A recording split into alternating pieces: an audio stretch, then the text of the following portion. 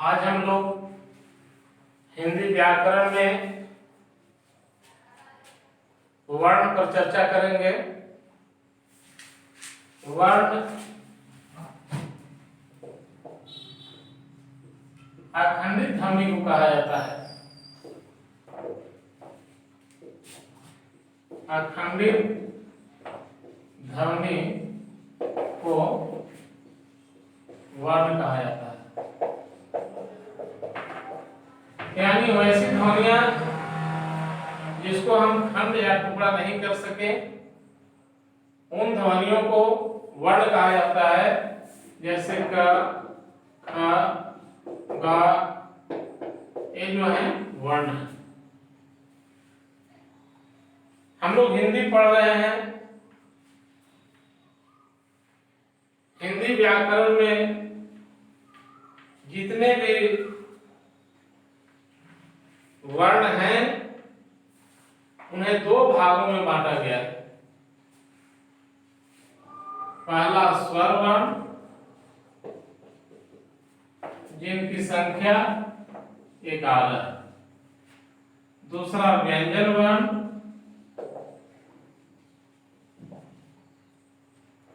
इसकी संख्या 37 है। स्वर वर्ण वैसे वर्ण जिनके उच्चारण में दूसरे वर्णों की सहायता नहीं लेना पड़े। इनके उच्चारण में यानी स्वर वर्ण के उच्चारण में दूसरे वर्णों की सहायता नहीं लेना पड़ता है, और इस तरह के वर्ण को स्वर वर्ण कहते हैं। यानी इनके उच्चारण में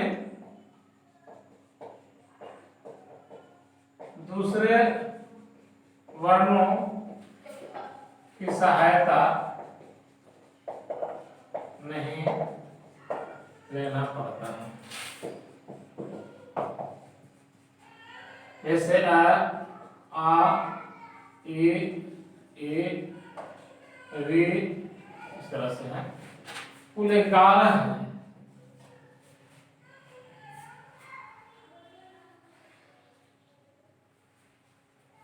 ये जो 11 स्वर वर्ण हैं, इन्हें 3 भागों में बांटा गया है। पहला ह्रस्व स्वर, इनके उच्चारण में कम समय लगता है। जैसे अ, ह्रस्व ई, ह्रस्व उ और वी, ये 4 जो है आपको ह्रस्व स्वर। दूसरा दीर्घ स्वर,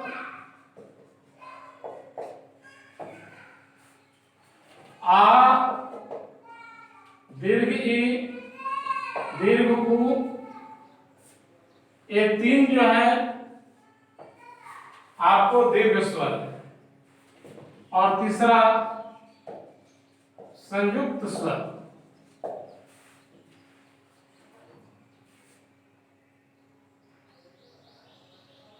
ए, ऐ, ओ, औ, ये 4 जो है संयुक्त स्वर है।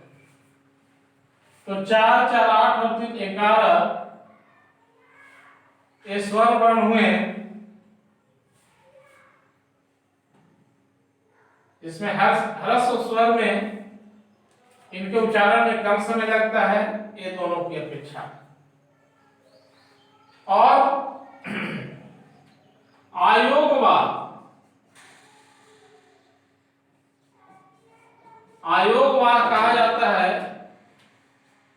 अनुस्वार, अनुस्वार और विसर्ग को।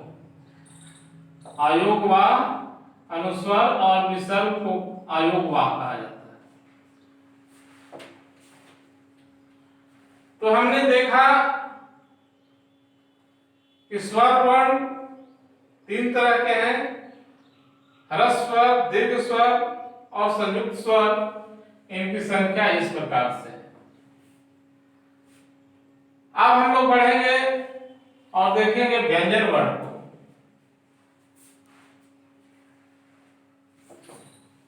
व्यंजन वर्ण में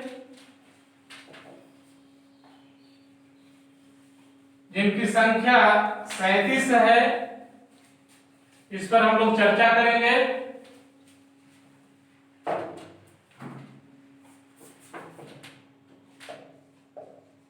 व्यंजन वर्ण, इनकी संख्या 37 है। इनके उच्चारण में स्वर वर्ण से सहायता लेना पड़ता है, बिना स्वर वर्ण की सहायता से इनका उच्चारण नहीं हो सकता है।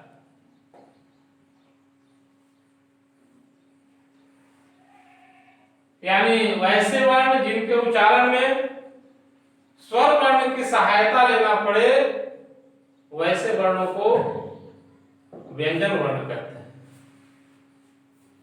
और इनकी संख्या 37 है। इसे भी कई भागों में बांटा गया है। जैसे पहला है स्पर्श व्यंजन, जिनकी संख्या 25 है। ये है आपको क वर्ग से लेकर प वर्ग तक। क वर्ग से लेकर प वर्ग तक, क ख ग घ अंग से लेकर प फ ब भ म तक संख्या 25 हो जाती है। इस तरह से जो स्पर्श व्यंजन है।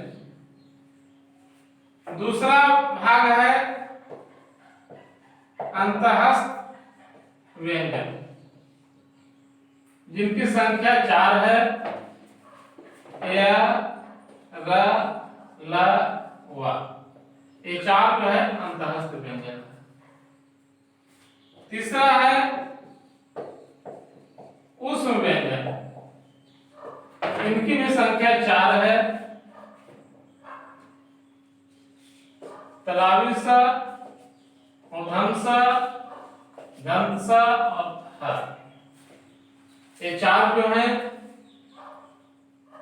ऊष्म व्यंजन है। और एक चौथा है संयुक्त व्यंजन,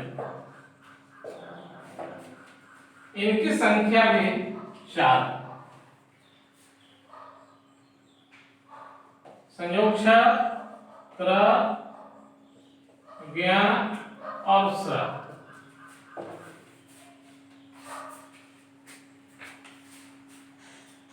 इनकी संख्या 4 है।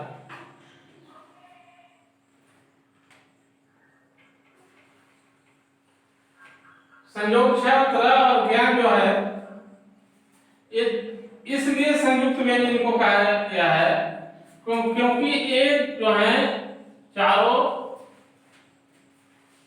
दो व्यंजन वर्णों के मेल से बने। जैसे संयोगी छ जो है क और मूर्धन्य स के योग से बना है। त्र जो है त और र के योग से बना है। ज्ञ जो है ज और य के योग से बना है। और स्र जो है तरावी स और र के योग से बना है। अगर देखेंगे ध्यान देकर तो ये जो चारों संयुक्त व्यंजन हैं, ये दो व्यंजन वर्णों के मेल से बने हैं, इसीलिए इन्हें संयुक्त व्यंजन या संयुक्ताक्षर कहा जाता है। इन्हें संयुक्ताक्षर भी कहा जाता है।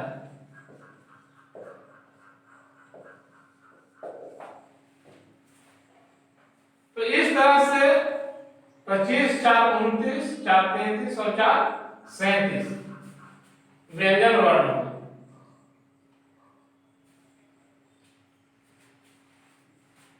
तो 37 और 11 स्वर वर्ण हुए। 37, 11, 48 वर्ण जो है मुख्य रूप से हिंदी में हैं, लेकिन कुछ व्याकरणविद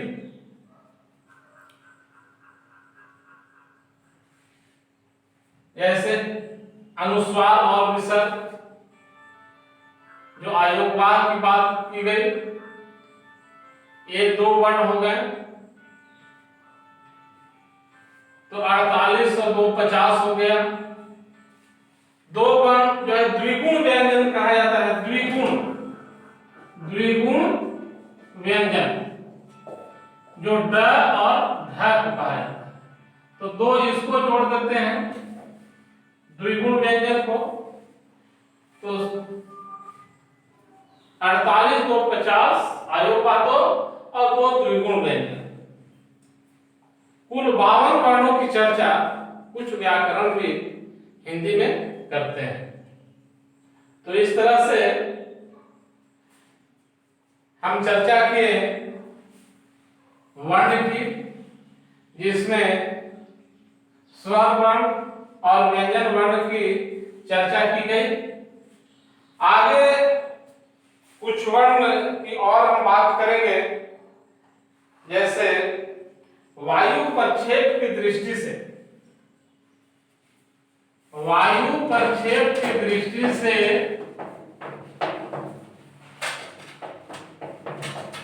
वर्ण को 2 भागों में बांटा गया है।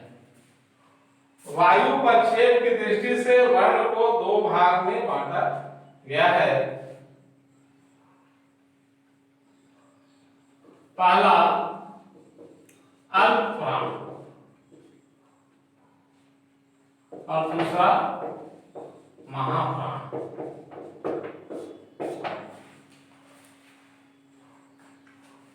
अल्प प्राण और महाप्राण,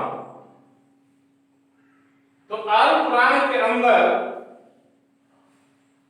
प्रत्येक वर्ग का प्रथम, तृतीय तथा पंचम वर्ण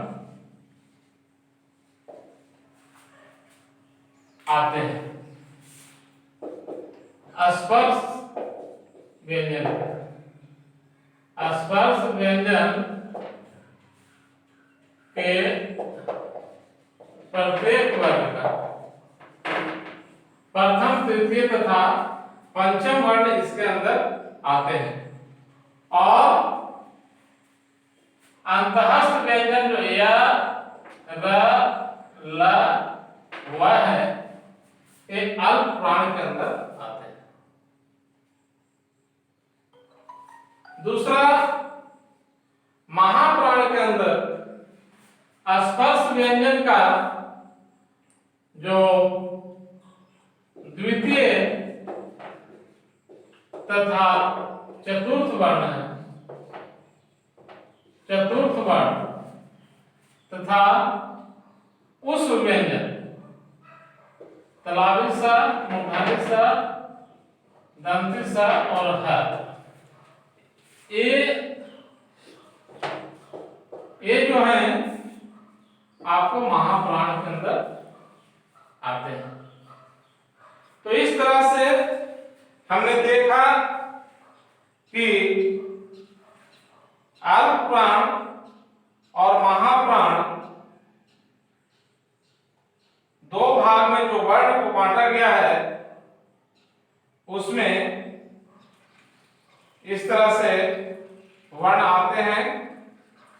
इसके अलावा घोष और अघोष के रूप में भी वर्णों को विभाजित किया गया है।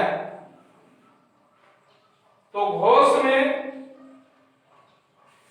तीसरा, चौथा और पांचवा वर्ण आता है प्रत्येक स्पर्श व्यंजन वर्ग का। तीसरा, चौथा और पांचवा वर्ण घोष के अंदर। इसके अलावा य, र, ल, व और ह जो है घोष वर्ण होते हैं। और दूसरा जो अघोष वर्ण के रूप में जिन्हें जाना जाता है, इसके अंदर पहला, और दूसरा वर्ण आते हैं इसके साथ साथ लघु स्वर, मूर्धन्य स्वर और दंती स्वर इसके अंदर रखे जाते हैं। तो इस तरह से आज हम लोग वर्ण पर चर्चा किए,